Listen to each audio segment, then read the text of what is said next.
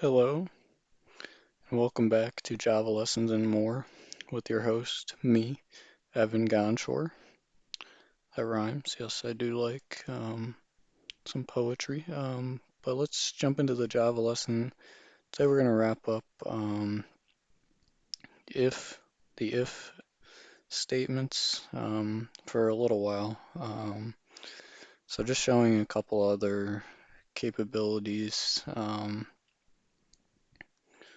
Basically, uh, what you can do, and I guess I'll start.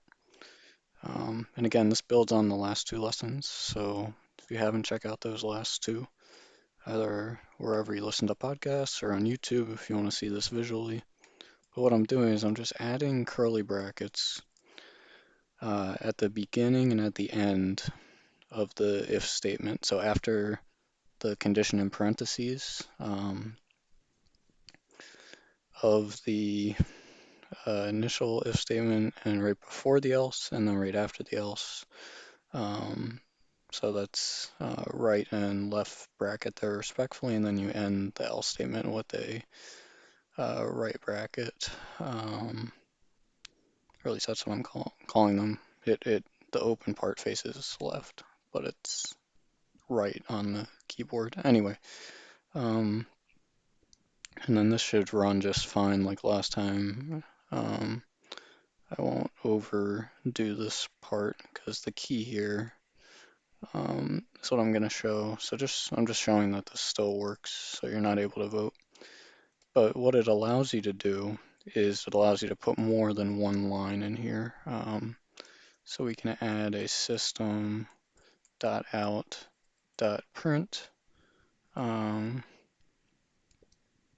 ln, since we want the next one to be on a new line. So this will be you're not able to vote, and we'll say yet. And then we can do the same for the else. We can add, and you can add, it doesn't have to be two lines, it's unlimited, but if you don't put the curly braces, then you're limited, excuse me. So system.out.print, and we'll say, yay, oops, yay. Um, in quotations, and then you surround that also with parentheses, and then you put a semicolon after the parentheses, and we'll change the other one to a print ln. Again, you can go see this on my YouTube channel. Look up Evan Gonshore or Java Lessons with More. I've been trying to put in the title now. So if we run this now, um, it should compile fine, and then if we run it, it'll say you're not able to vote yet, and then so let's enter. If we run it again, we can type in 18. We should get our second response. You can vote. Come on in. Yay. So that you can kind of see, and if we run it with something greater than 18, just again showing, don't really need to, but showing that functionality one more time there. And the only other concept we have for if-else statements, and then we're gonna change over, try not to use the word, but if you know what it is, but I think it's kind of a cool capability. Hopefully I'll get to show next time. The next time I'm hopefully going to be recording, I'll actually be working again. So we'll see if this continues or not. Job takes priority for sure. Um, yeah, yeah, definitely keep programming because that helps with job opportunities. Um, but the other concept is called nested if statements. So um, basically, like if you know the nested dolls, like they're the dolls that have one inside the other, and you open it and there's another doll inside. Or even like just a very simple example is like the Easter eggs that they give out. Um, or I don't know if they still do, but when I was a kid, we would have like these plastic Easter eggs, or even like a Kinder egg, if you're familiar with that. That has like a toy inside, or it used to. Anyway, the point is that it's an if statement inside another if statement. So I'm not sure how this would work with this example in particular. Hmm,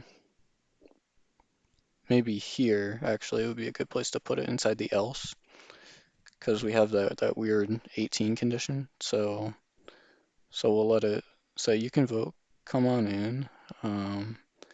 And then we'll have it print ln, so it'll go to a new line, EA. And then we'll hit enter after the semicolon before the curly brace, just like you would before the end of the program. And we'll say if your age equals 18, and here we should not have to do the curly braces, I don't think. System.out.println parenthesis quotation, so congrats on your first vote, or your first uh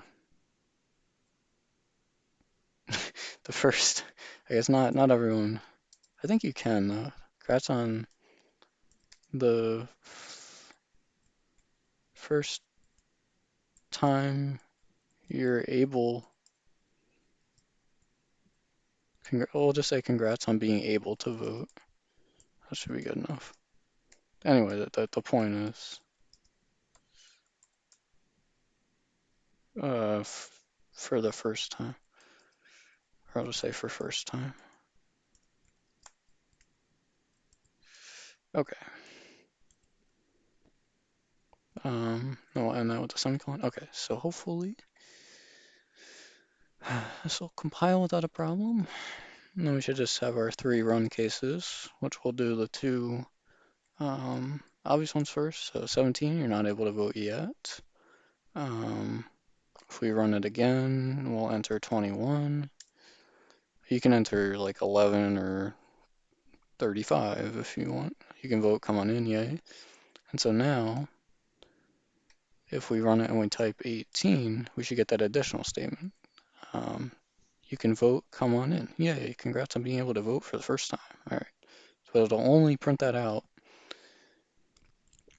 You kind of follow it from top to bottom, like you would read a book. So you go, if your age is less than the legal age, then you'll do this. But if not, it'll skip this. It'll come down to the else statement. And again, I'm using the cursor. So if you want to see this on YouTube, you can. It'll come down to the else statement. And then it'll say you can vote, come on in, yay, because the else covers every other case that is not less than the legal age. And then it'll print those out. It'll come down here, and then it'll say if your age equals 18. So if you're 18 years old exactly, then it'll print this out. Otherwise, it won't, because remember, you don't need to do the curly braces for a single line. It can get a little confusing. So like a good practice is to just put them in anyway to help others see kind of what lines up with what. And then also another good practice is indenting. So indenting the thing within the if statement, and then like if you have another if statement, you can indent it in again to make it a little easier to see. So those are just some tips and tricks. It all runs the same way. But yeah, I just kind of wanted to wrap up the if statements. Hopefully, again, you're learning something. Let me know if you have any questions. As always, happy to help if I can with any projects or anything. And yeah, hope to be able to continue to do this. We'll see. Job takes priority. But yeah, this is a passion project of mine that I've had on my mind for a while. So hopefully I'm helping some of you learn something and learn how to code because I think it's valuable. Um, I think that's all I had to say. I was trying to think if there was something else with the formatting. Yeah, just follow the logic down. Oh, I was gonna say one tricky thing is like, so you could technically enter a negative age because it just checks to see if it's less than. So like if you were to really publish this and give this to someone, you would probably want to use a nested if here actually and put an if statement within this top if statement to say like if um, age is less than or equal to zero, less than or equal to zero, uh, then you'd have it print out something, an entirely different message, and probably put this message, the one that we've been printing out, in an else statement that would be part of that if statement. So just to show just real quick, you'd have the if, and then um, that would check the negative age, and then you put the else here, and then this would go in else. Hopefully that makes sense. Again, let me know if you have any questions. Hopefully this was helpful. Hopefully you learned something, and I think if we can continue to do this, I think we've got a cool lesson next time, which is kind of like a fun concept. Where I'm going to try to make it fun. That's my goal. All right. Thank you again for listening. As always, leave your feedback, and thank you for watching. Leave your feedback on YouTube or the podcast. And main thing though is that you're learning, and just appreciate you listening. So thank you.